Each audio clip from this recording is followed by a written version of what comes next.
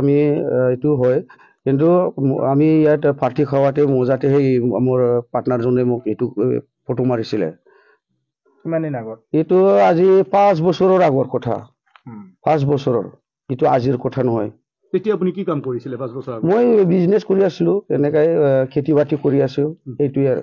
এই 5 বছৰ আগৰ ফটোখন যে কালি হঠাৎ আপোনাৰ ভাইৰেল হ'ল কিয়? এইটো মই একদম একো নাজানো।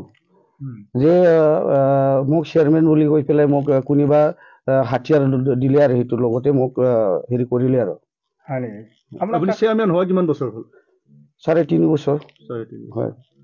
এইটো কোনোবা ষড়যন্ত্ৰ কৰিছে নেকি আপোনাক? এইটো মই কি ক'ম আৰু, এনেকৈ ক'ব লাগিব, ষড়যন্ত্ৰ কৰিছে মোক।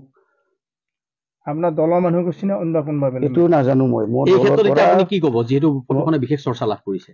এইটোৰ বিষয়ত মই কি ক'ম আৰু, এই যিটো ফেক বনাইছে মোক হেৰি পইচা খাইছে কিবা খাইছে বুলি কোৱাটো, এইকেইটা চব ফেক, মিছা।